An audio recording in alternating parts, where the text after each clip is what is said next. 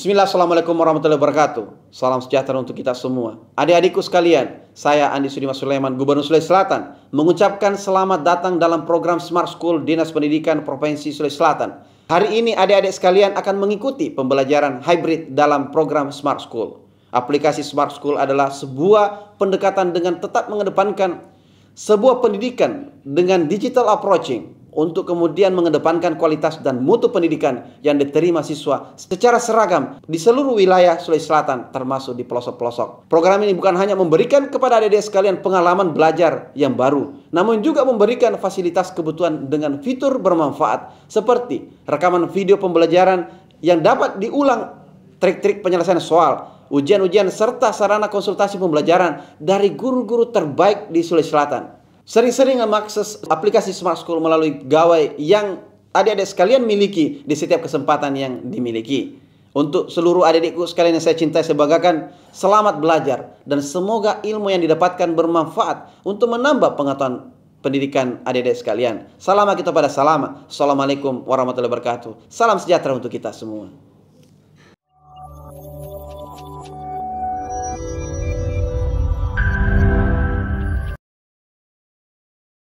Bismillahirrahmanirrahim. Assalamualaikum warahmatullahi wabarakatuh. Halo anak-anak hebatku di seluruh Sulawesi Selatan dimanapun berada. Jumpa lagi dengan Ibu Haryanti dalam mata pelajaran biologi pada program Belajar Bersama Smart School. Generasi Smart School berkarakter cerdas Ki.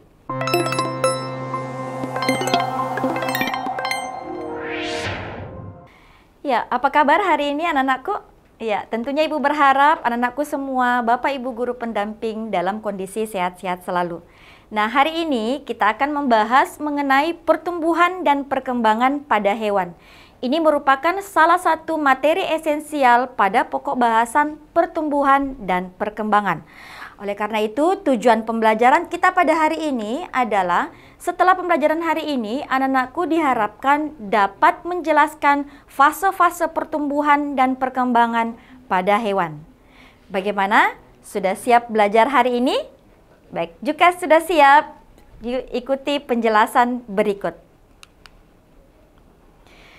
Nah, seperti anak-anakku ketahui bahwa setiap makhluk hidup itu pasti akan melewati yang namanya pertumbuhan dan perkembangan, baik itu pada tumbuhan ataupun hewan. Nah, kali ini kita akan bahas mengenai tahapan pertumbuhan dan perkembangan pada hewan, di mana secara garis besarnya tahapan pertumbuhan dan perkembangan pada hewan itu dibagi atas dua, yaitu pertama fase embrionik dan yang kedua adalah fase pasca embrionik. Nah, sekarang kita akan lihat fase embrionik. Fase embrionik sendiri merupakan fase pertumbuhan dan perkembangan hewan yang terjadi sebelum kelahiran atau penetasan. Atau dengan kata lain bahwa fase embrionik itu adalah fase di mana ketika embrio masih berada dalam rahim atau berada di dalam telur.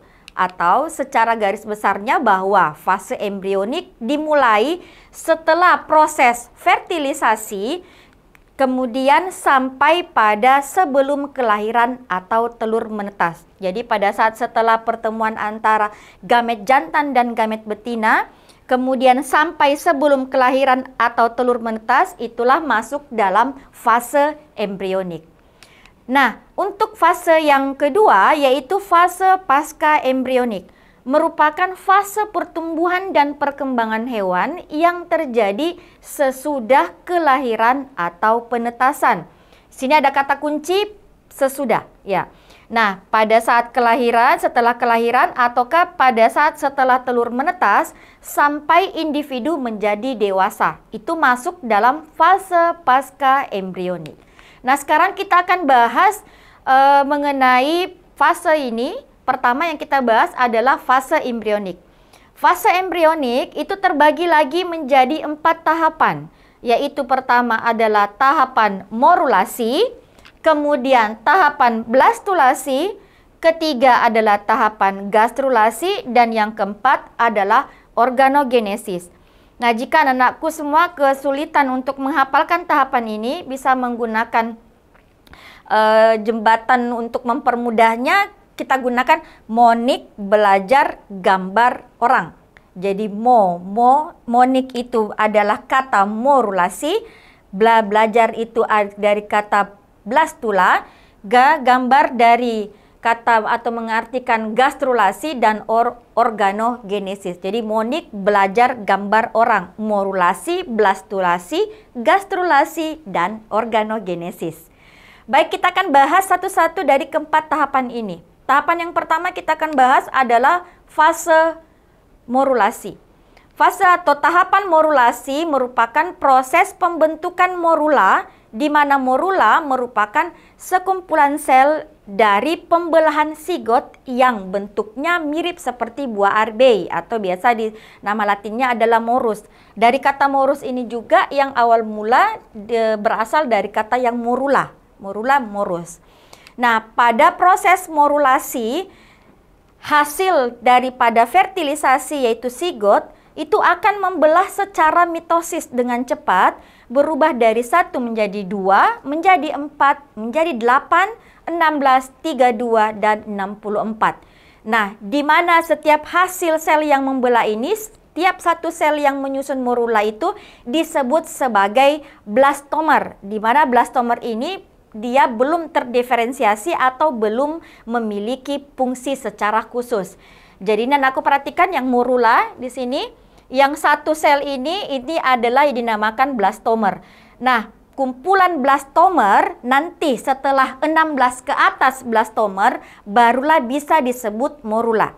Jadi pada saat blastomernya masih 2, 4, 8 itu masih belum dikatakan sebagai satu morula. Pada saat di atas 16 barulah bisa dikatakan sudah membentuk morula.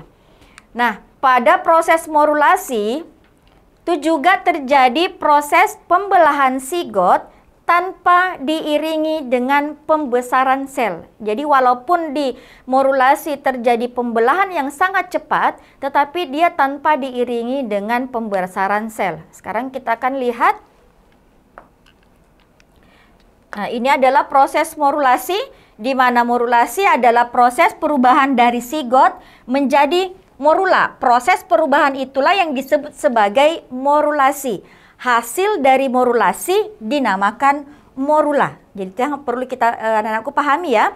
Nah, di sini terjadi pembelahan sel. Sekarang anakku lihat, ini zigot hasil daripada fertilisasi itu memiliki satu sel. Kemudian melakukan pembelahan secara mitosis dengan cepat, itu berubah dari 2, 4, 8, 3, 2 dan seterusnya. Itu dengan cepat membentuk ini blastomer. Nah, walaupun jumlah sel yang banyak di morula ternyata tidak diiringi dengan pembesaran sel. Jadi aku bisa perhatikan antara ukuran zigot dan morula itu dia relatif sama.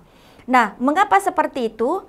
Karena ternyata pada zigot yang dikelilingi oleh atau dilindungi oleh lapisan pelusida atau zona pelusida, ini merupakan lapisan pelindung daripada zigot, ternyata masih ada pada morula.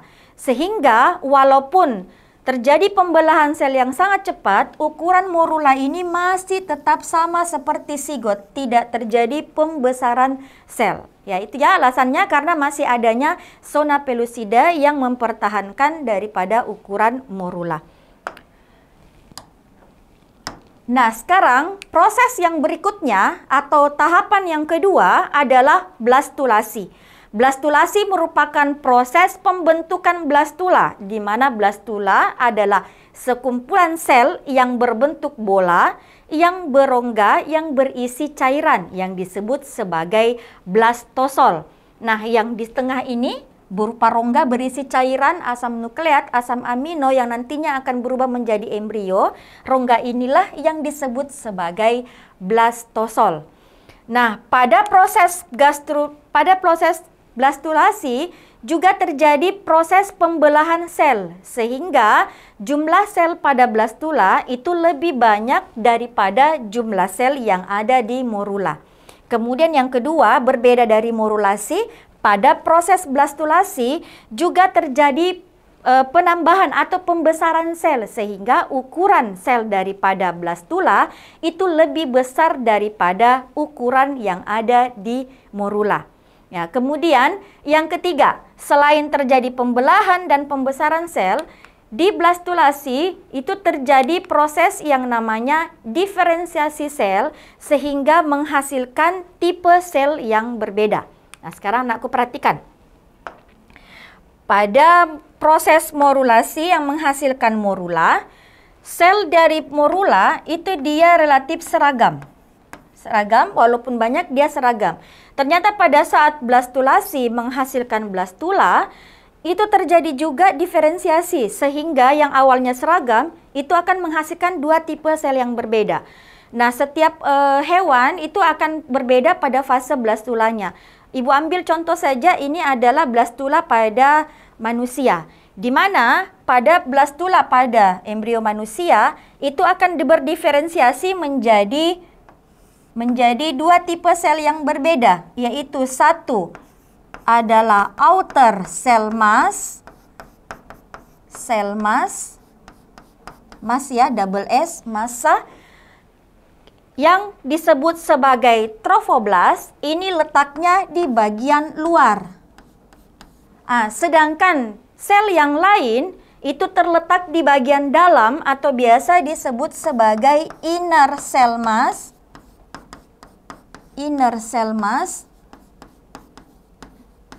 Yang akan membentuk yang disebut sebagai embryoblast yang letaknya di bagian dalam. Outer cell mass nantinya atau trophoblast itu nantinya akan berkembang menjadi plasenta. Ya, sedangkan embryoblast nantinya akan berkembang menjadi embrio. Nah, ini tadi disebut sebagai diferensiasi menghasilkan dua tipe sel yang berbeda, yaitu trophoblast dan embryoblast. Walaupun di morula seragam, tetapi pada saat menjadi blastula akan mengalami diferensiasi sel sehingga menghasilkan dua tipe sel yang berbeda. Baik, proses yang berikutnya atau tahapan yang berikutnya adalah tahapan gastrulasi.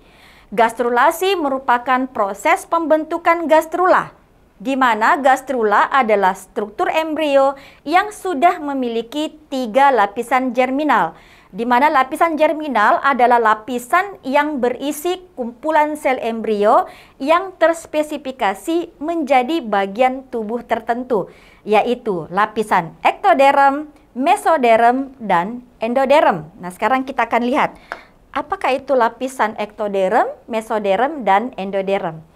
Nah, lapisan ektoderm itu merupakan lapisan yang berada di sebelah luar. Dari kata ekto, luar. Nah, anak-anakku perhatikan yang berwarna kuning, nah ini adalah ektoderm.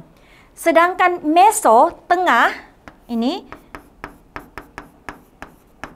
tengah, anak-anakku perhatikan yang berwarna ungu ya. Nah, ini adalah lapisan mesoderm.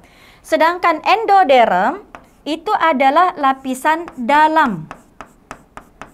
Nah, sekarang aku perhatikan yang untuk endodermnya itu adalah yang berwarna pink. Jadi ada lapisan ektoderm, kemudian lapisan mesoderm, dan lapisan bagian dalam atau biasa disebut sebagai endoderm.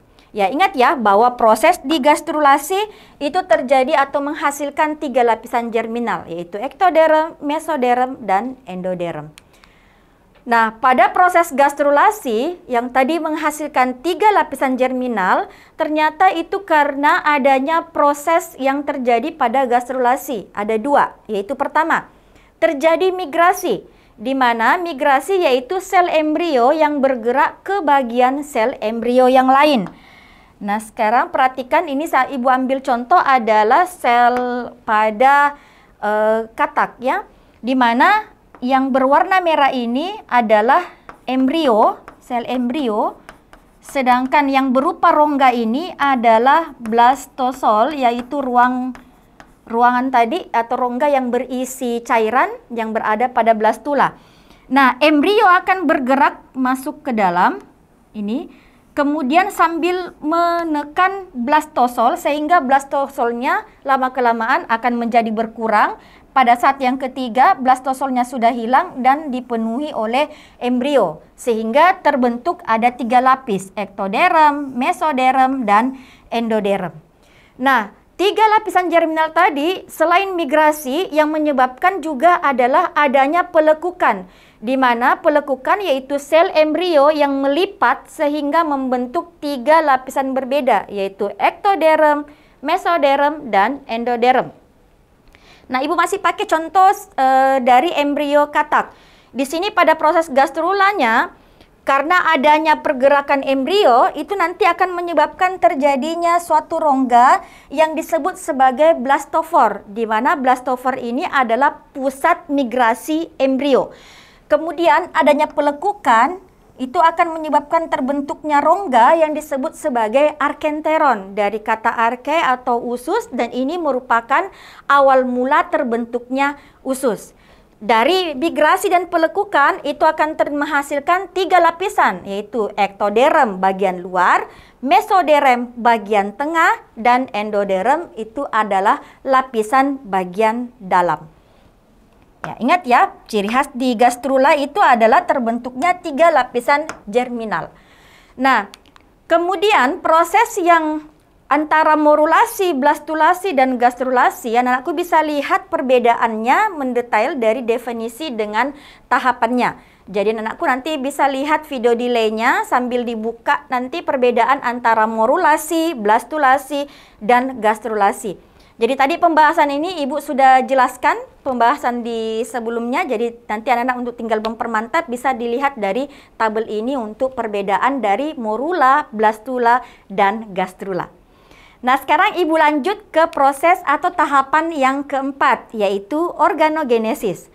Nah, organogenesis merupakan proses pembentukan organ tubuh dari hasil perkembangan 3 lapisan germinal yang tadinya berasal dari gastrulasi, yaitu lapisan ektoderm, mesoderm, dan endoderm yang akan melakukan pembentukan organ tubuh. Nah, ektoderm atau bagian luar tubuh nantinya akan membentuk lapisan kulit dan turunannya. Jadi bagian luar ya, yaitu rambut, kuku, kelenjar keringat, kelenjar minyak, kemudian sistem saraf seperti serabut saraf, otak, sumsum tulang belakang. Kemudian akan membentuk juga kelenjar hipofisis dan medula adrenal serta tulang rahang dan gigi. Jadi kesemua organ ini itu berasal dari bagian atau lapisan bagian luar, yaitu ektoderm. Nah, bagaimana dengan mesoderm dan endoderm? Mesoderm akan membentuk atau berasal lapisan bagian tengah tubuh, di mana lapisan ini akan membentuk organ pada sistem peredaran darah dan limfatik seperti pembuluh darah, jantung, dan sel darah. Yang kedua adalah sistem reproduksi seperti testis, ovarium, kemudian organ sistem otot dan tulang, kemudian dermis kulit dan korteks adrenal, serta organ pada sistem ekskresi. Nah, berikutnya adalah endoderm, adalah bagian organ dalam, di mana bagian organ dalam nantinya itu akan membentuk organ dan kelenjar pencernaan seperti lambung, pankreas. Kemudian yang kedua adalah organ pernafasan seperti trakea atau paru-paru. Dan yang ketiga adalah kelenjar endokrin seperti timus. Nah, sekarang kita lihat. Di bagian kulit ternyata bukan hanya dia dibentuk di bagian lapisan luar tubuh, bagian lapisan luar tubuh tadi yang membentuk epidermis. Tetapi untuk bagian dermis kulit ternyata dia berasal dari mesoderm atau bagian tengah tubuh. Nah, itu tadi mengenai tahapan-tahapan daripada fase embrionik. Nah, jika anak-anakku ada pertanyaan yang belum dipahami, silahkan nanti untuk mengajukan pertanyaan bisa diajukan ke kolom chat atau ajukan raise hand. Kita akan ajukan pertanyaan nanti setelah di akhir penjelasan materi ya. Nah, Ibu akan lanjut pada penjelasan yang kedua, yaitu fase pasca embrionik. Jadi tadi tahapan perkembangan, pertumbuhan, dan perkembangan pada hewan itu ada 2, yaitu fase embrionik dan fase pasca embrionik. Nah, pasca embryonik ini sendiri, Ibu sudah jelaskan di awal bahwa fase di mana setelah dilahirkan atau ditetaskan sampai membentuk individu dewasa. Tujuan daripada fase pasca embryonik adalah untuk membentuk individu dewasa dengan fungsi organ tubuh yang lebih matang. Di mana fase pasca embryonik ini contohnya ada 3 yang kita akan bahas pada hari ini adalah 1 metamorfosis, di mana metamorfosis dibagi menjadi 2, yaitu metamorfosis sempurna atau holometabola dan metamorfosis tidak sempurna atau hemimetabola. Nah, yang berikutnya pasca embryonik berikutnya adalah metagenesis dan yang ketiga adalah regenerasi. Nah, ini akan kita bahas satu persatu, metamorfosis, metagenesis, dan regenerasi. Sekarang kita lihat metamorfosis. Metamorfosis merupakan rangkaian perubahan bentuk tubuh pada hewan dalam satu siklus hidupnya. Meta perubahan, kemudian T adalah perubahan bentuk tubuh. Di mana metamorfosis, Ibu sudah jelaskan tadi di awal bahwa terbagi atas 2, yaitu metamorfosis sempurna atau holometabola dan metamorfosis tidak sempurna. Untuk metamorfosis sempurna atau holometabola, ciri khasnya yaitu terjadi perubahan tubuh yang drastis. Jadi ini kata kuncinya ya, terjadi perubahan tubuh yang drastis. Yang kedua, larva dengan individu dewasa itu jauh beda atau tidak mirip. Dan yang ketiga, adanya terdapat fase pupa. Ingat ya, metamorfosis sempurna ciri khasnya adalah terjadi perubahan tubuh drastis. Larva dan individu dewasa itu tidak mirip. Kemudian yang ketiga, di siklus metamorfosis tadi terdapat satu fase yang disebut sebagai fase pupa atau yang biasa dikenal dengan kepompong. Contoh metamorfosis sempurna adalah metamorfosis pada serangga, yaitu kupu-kupu, lalat, nyamuk, dan yang lainnya. Kemudian contoh yang lain adalah katak dan kodok. Kemudian pada proses metamorfosis serangga dan katak tadi ternyata dipengaruhi oleh hormon, yaitu hormon juvenil hormon dan hormon ecdysone untuk pada serangga. Sedangkan metamorfosis pada katak itu dipengaruhi oleh hormon tiroid dan hormon prolaktin. Nah, sekarang kita akan lihat bagaimana kerja dari keempat hormon ini pada metamorfosis kupu-kupu dan metamorfosis katak. Ya, Ibu ambil saja sebagai contoh untuk metamorfosis sempurna, ini ada 2 ya, Ibu bahas, yaitu metamorfosis kupu-kupu dan metamorfosis pada katak. Metamorfosis pada kupu-kupu, ini dikatakan dia sempurna karena pada fase larva, ini ulat, itu jauh berbeda atau tidak sama dengan fase yang dewasa. Kemudian terjadi perubahan drastis dari ulat kemudian menjadi kupu-kupu yang biasa kita lihat yang cantik ya. Biasa kita tidak menyangka bahwa ternyata awal dari kupu-kupu itu adalah dari ulat yang biasa ada di daun. Nah, yang ketiga ciri khasnya adalah terdapat fase pupa atau biasa dikenal dengan kepompong. Sedangkan pada katak itu terjadi perbedaan dari larva atau berudu atau biasa disebut sebagai kecebong.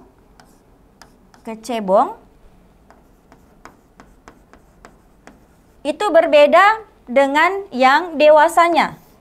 Ya, di mana fase berudu atau fase larva itu ciri khasnya dia memiliki ekor, kemudian dia bernapas dengan menggunakan insang. Sedangkan kemudian pada katak yang sudah masih muda itu dia sudah memiliki kaki, tetapi walaupun dia masih memiliki ekor. Kemudian pada katak dewasa, itu dia sudah tidak memiliki ekor dan memiliki kaki dan siap untuk bereproduksi. Sedangkan pada katak muda, itu dia sudah bernapas menggunakan permukaan kulit dan paru-paru. Begitu juga pada katak dewasa, di mana katak dewasa sudah siap bereproduksi, sedangkan katak muda itu belum siap untuk bereproduksi. Nah, dari metamorfosis keduanya itu ternyata dipengaruhi kerjanya oleh hormon. pada metamorfosis kupu-kupu dipengaruhi oleh juvenile hormon dan ecdysone hormon. Hormon juvenil itu mempertahankan fase larva dan mempengaruhi kerja ecdysone hormon, di mana ecdysone hormon itu berfungsi untuk mendorong terjadinya ekdisi atau pergantian eksoskeleton dan mendorong larva menjadi pupa.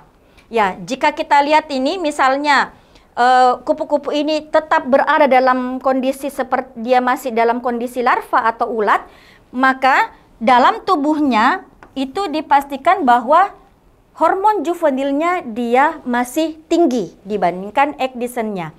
Tetapi pada saat larva atau ulat berubah masuk dalam fase pupa, berarti juvenile hormonnya sudah mulai menurun dan ini mempengaruhi hormon ecdysone untuk melakukan ekdisi atau pergantian eksoskeleton sehingga merangsang dari larva ulat menjadi masuk dalam fase kupu-kupu sehingga ecdysone-nya naik. Nah, kemudian yang berikutnya pada metamorfosis katak itu dipengaruhi dua hormon, prolaktin hormon dan tiroid hormon. Prolaktin itu untuk menghambat perkembangan larva atau berudu menjadi katak muda, sedangkan tiroid hormon mendorong larva untuk berubah menjadi katak muda. Jadi anak-anakku bisa pada saat melihat di di perairan ada berudu atau kecebong, jika dia masih dalam tahapan kecebong berarti dipastikan dalam tubuhnya itu mengandung prolaktin hormon yang tinggi. Tetapi pada saat berudu tadi sudah berubah bentuk menjadi katak muda, berarti prolaktin hormonnya mulai turun. Untuk hormon tiroidnya itu dia mulai naik sehingga merangsang untuk perubahan. Tetapi kalau pada saat perkembangannya prolaktin masih tetap tinggi, maka katak tadi tetap berada dalam fase berudu atau fase larva. Ya, itu ya mengenai metamorfosis sempurna. Metamorfosis yang kedua adalah metamorfosis tidak sempurna. Metamorfosis tidak sempurna ciri khasnya adalah tidak terjadi perubahan tubuh yang drastis. Jadi tidak ada perubahan tubuh yang drastis, kemudian tidak ada fase pupa atau kepompong, dan terdapat fase nimfa atau hewan muda. Metamorfosis tidak sempurna disebut juga hemimetabola. Jadi ingat ya, yang sempurna holometabola, yang tidak sempurna adalah hemimetabola. Contohnya adalah metamorfosis pada serangga. Contoh adalah belalang dan kecoa. Nah, anakku bisa perhatikan, ibu ambil contoh di sini adalah metamorfosis pada kecoa. Ternyata di kecoa ini dari telur menetas menjadi nimfa. Ingat ya, nimfa itu adalah hewan muda. Nimfa 1 kemudian menjadi nimfa 2. Dari nimfa 2 kemudian menjadi imago atau dewasa pertama. Dan nanti akan tumbuh menjadi hewan dewasa atau imago 2. Ternyata dari proses ini, satu, tidak ada perubahan drastis. Jadi sama ya antara nimfa dengan dewasanya. Hanya perubahannya struktur tubuh pada dewasa itu sudah mulai sempurna dibandingkan pada fase nimfa. Kemudian pada proses perubahannya tidak ada fase pupa. Dan yang ketiga di mana fase nimfa atau hewan terdapat fase nimfa atau hewan yang muda nantinya akan berubah menjadi dewasa atau imago. Nah, itu tadi mengenai metamorfosis. Sekarang ibu bahas yang kedua, yaitu ya ini adalah contoh metamorfosis. Nah, anak-anakku, ibu ajukan pertanyaan, silahkan nanti didiskusikan dengan teman sebangkunya atau teman kelompoknya. Silahkan diberikan jawaban. Kalau sudah dapat jawaban, bisa dituliskan di kolom chat atau nanti raise hand. Kita akan bahas di akhir materi ya. Nah, ibu kasih pertanyaan. Ini adalah metamorfosis kumbang koksi. Nah, pertanyaannya, menurut pendapatnya anak-anakku semua, ini masuk dalam metamorfosis sempurna atau tidak sempurna? Nah, kemudian yang berikutnya, jika larva masuk ke dalam fase pupa, kira-kira hormon apa yang bekerja pada kumbang koksi ini? Sehingga bisa merubah larva kumbang menjadi masuk dalam fase pupa. Ya, bisa disiapkan jawabannya ya. Jadi nanti pada saat di akhir materi kita akan kembali bahas mengenai ini. Nah, ibu lanjutkan ke yang kedua pada fase pasca embrionik adalah metagenesis. Metagenesis merupakan proses pergiliran atau perubahan cara reproduksi suatu individu dalam satu siklus hidupnya. Jadi perubahan cara reproduksi itu bisa dari reproduksi seksual atau generatif, ciri khasnya kan pertemuan antara gamet jantan dan betina, itu akan berubah menjadi reproduksi aseksual atau vegetatif atau tidak ada pertemuan antara jantan dan betina. Dari aseksual itu nanti bisa berubah menjadi seksual, seksual berubah jadi aseksual, begitu seterusnya. Sehingga ini disebut sebagai pergiliran atau metagenesis. Nah, contoh yang hewan yang melakukan proses metagenesis ini adalah pada Aurelia atau ubur-ubur, di mana fase metagenesisnya, jika anakku lihat ada ubur-ubur yang berada di lautan secara bebas, nah itu adalah medusa. Medusa dewasa ini akan menghasilkan nantinya sigot, di mana medusa jantan tentu akan menghasilkan sperma, sedangkan medusa betina akan menghasilkan ovum, melakukan kemudian fertilisasi, akan menghasilkan sigot. Sigot nantinya akan berkembang menjadi larva bersilia atau biasa disebut sebagai planula. Karena bentuknya seperti pesawat, jadi dari kata planula plane, jadi itu disebut sebagai planula. Kemudian dari planula nantinya akan berkembang menjadi fase polip, di mana ciri khasnya dia akan menempel di substrat dan akan menghasilkan ini polip. Dari sini ini merupakan fase aseksual. Jika fase seksual pada medusa menghasilkan gamet jantan dan betina untuk bisa menghasilkan anakan atau sigot, maka pada fase polip itu tidak perlu ada pertemuan antara gamet jantan dan gamet betina. Makanya disebut fase aseksual. Jadi polip tadi atau Scyphistoma itu sisa membentuk yang namanya strobila dari proses yang disebut strobilus. Dari polip menjadi menghasilkan strobila disebut strobilus. Ujung strobila yang di atas itu nanti akan melepaskan diri untuk membentuk menjadi medusa yang muda atau biasa disebut sebagai evira. Jadi tadi ini perlu pertemuan jantan betina baru bisa menghasilkan individu. Kalau pada fase polip tidak perlu ada pertemuan, itu sudah bisa menghasilkan evira atau medusa muda. Nah, itu disebut jadi seksual, kemudian aseksual, aseksual kembali lagi menjadi seksual, begitu seterusnya. Makanya ini disebut sebagai metagenesis atau pergiliran keturunan. Nah, itu ya. Nah, sekarang kita akan bahas yang ketiga, fase pasca embrionik yang ketiga, yaitu regenerasi. Regenerasi merupakan proses perbaikan tubuh yang rusak, di mana regenerasi ini sendiri akan menghasilkan tiga. Pertama, ada hewan yang melakukan regenerasi mampu menghasilkan individu baru. Kemudian ada hewan yang melakukan regenerasi menghasilkan organ dan struktur yang baru. Dan ada hewan yang melakukan regenerasi hanya sampai menghasilkan jaringan yang baru. Sekarang kita akan lihat hewan manakah yang sampai menghasilkan individu baru. Nih, kita lihat ya. Cacing planaria dari kelompok Platyhelminthes itu pada saat dia dipotong, yang potongan ini itu bisa menjadi individu baru. Makanya dia disebut sebagai hewan immortal. Ya, tidak bakalan mati, tetapi tetap akan mati, tetapi dia karena aktif selama neoblastnya masih aktif membelah, potongan tadi akan tetap menjadi individu baru. Mengapa seperti ini? Karena pada cacing planaria terdapat sel neoblast yang aktif membelah dan membentuk individu baru. Sedangkan regenerasi yang untuk menghasilkan organ dan struktur baru, contohnya pada salamander. Ketika salamander dipotong ekornya, dia nantinya akan terbentuk ekor yang baru.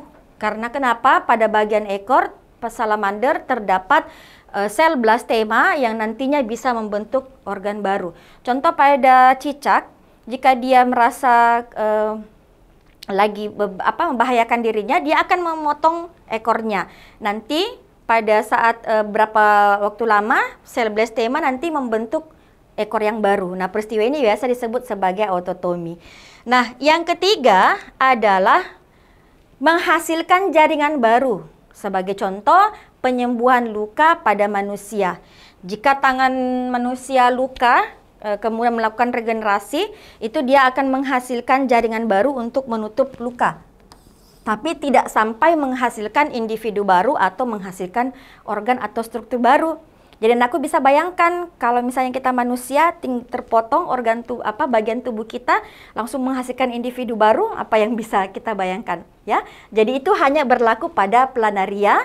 Untuk membentuk organ dan struktur baru itu terdapat pada salamander ataupun cicak. Nah, kita untuk manusia itu jaringan baru hanya bisa mengganti jaringan yang sudah rusak. Itu proses regenerasi.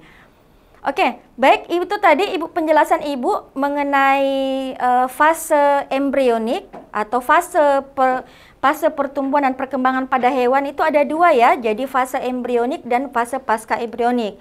Fase embrionik itu terbagi atas 4 tahapan: morulasi, blastulasi, gastrulasi, dan organogenesis.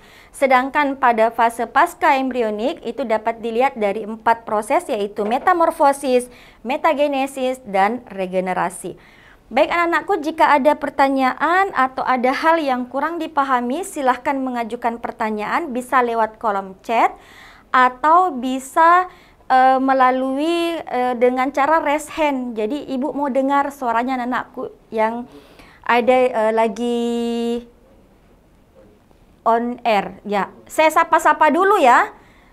Iya, selamat siang untuk anak-anakku yang ada di SMA 12 Bone, kemudian SMA 7 Sopeng, SMA 1 Luwu, kemudian SMA 3 Parepare, dan SMA 4 Takalar, kemudian SMA 1 Jenek Ponto. Ya, apa kabar ya? Ya, silahkan, saya lihat sudah ada, iya, sudah ada pertanyaan ya?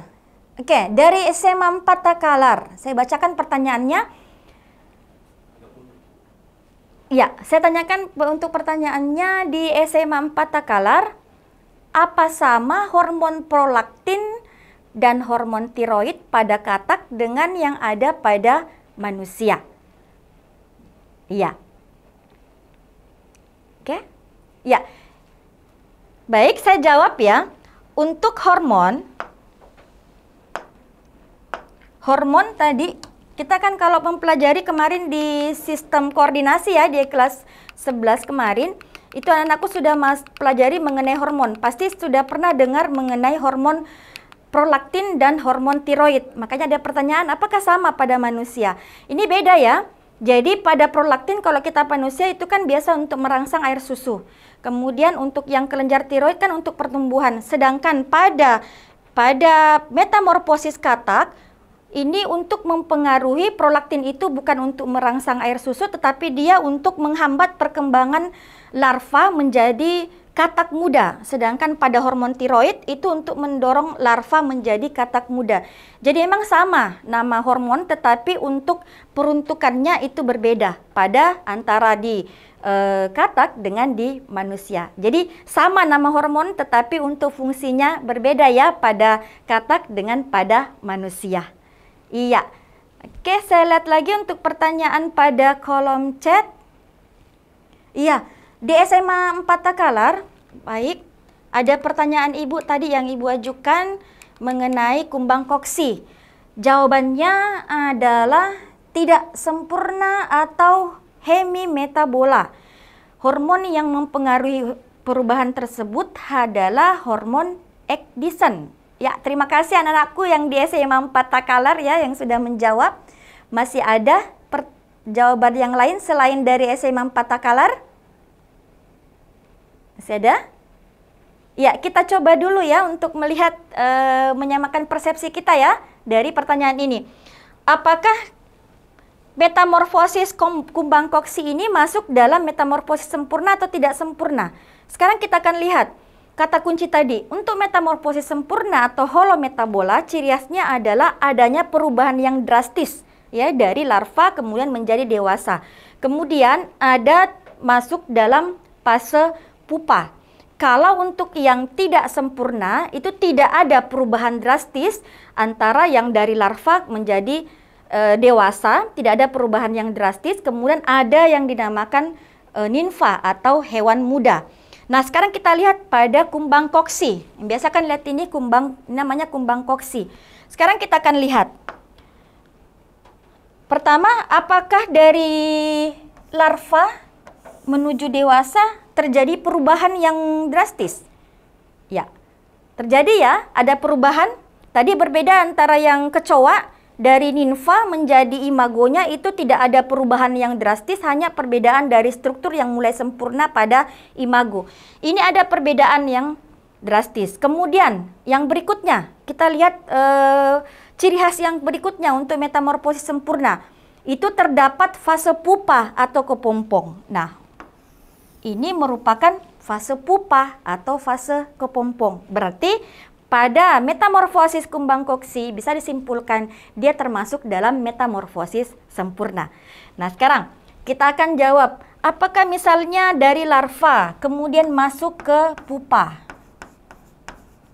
Hormon apa yang bekerja? Nah, seperti tadi Ibu jelaskan, ada juvenile hormon pada serangga ya, juvenile hormon dan ecdysone hormon.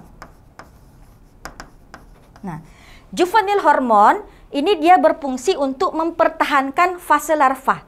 Jika kumbang koksi ini terus berada dalam fase larva, berarti disimpulkan juvenile hormonnya dia tinggi. Ya, oke bisa? Nah, tetapi jika larva tadi masuk dalam fase pupa atau fase kepompong, berarti juvenile hormonnya turun sehingga nanti akan mempengaruhi hormon ecdysone untuk naik untuk melakukan ekdisi atau melakukan pergantian eksoskeleton, berubah dari larva menjadi pupa atau kepompong. Ya, jadi itu ya hormon yang mempengaruhi itu betul tadi jawaban anakku adalah adanya juvenil yang rendah menyebabkan ecdysone menjadi tinggi sehingga larva masuk ke dalam pupa. Ya, terima kasih ya anak-anakku yang sudah menjawab benar tadi. Saya kasih 2 jempol. Nah, sekarang kita akan masuk. Ya, jika ada yang mau mengajukan pertanyaan lagi, bisa dimasukkan di kolom, tuliskan di kolom chat, atau bisa nanti raise hand ya. Iya, kita coba. Ya, kita coba untuk bedah soal. Di kolom chat sudah tidak ada pertanyaan? Sudah tidak ada? Ya, sekarang kita coba bedah soal. Ya, ini terbaca, ini adalah soal literasi, di mana saya bacakan ya. Sekelompok siswa sedang mengamati siklus hidup dari katak hijau, atau nama latinnya adalah Polypedetes leucomistax. Pada pengamatannya, siswa tersebut memperoleh 2 siklus hidup yang berbeda. Siklus pertama terjadi setelah 2 individu katak hijau dewasa melakukan perkawinan, sedangkan siklus kedua terjadi setelah siklus pertama selesai. Nah, kedua siklus tersebut dapat dilihat pada gambar. Sekarang anak-anakku memilih pernyataan yang benar. Yang mana pernyataan yang benar dari keempat tadi. Nah, kita lihat dulu. Ya, kita lihat dulu untuk siklus pertama. Ini kan mulai dari zigot, perkembangan. Jadi, masuk fase embrionik atau pasca embrionik? Ya, seperti Ibu jelaskan sebelumnya, fase embrionik itu adalah fase perkembangan zigot yang masih dalam rahim atau dalam telur. Berarti ini bisa dipastikan karena dia zigot, berarti dia adalah fase embrionik. Ya, sedangkan yang gambar yang kedua, bisa dilihat ya, ini metamorfosis daripada katak. Nah, ini mulai dari telur, kemudian menjadi larva atau berudu atau kecebong, kemudian menjadi katak muda dan menjadi katak dewasa.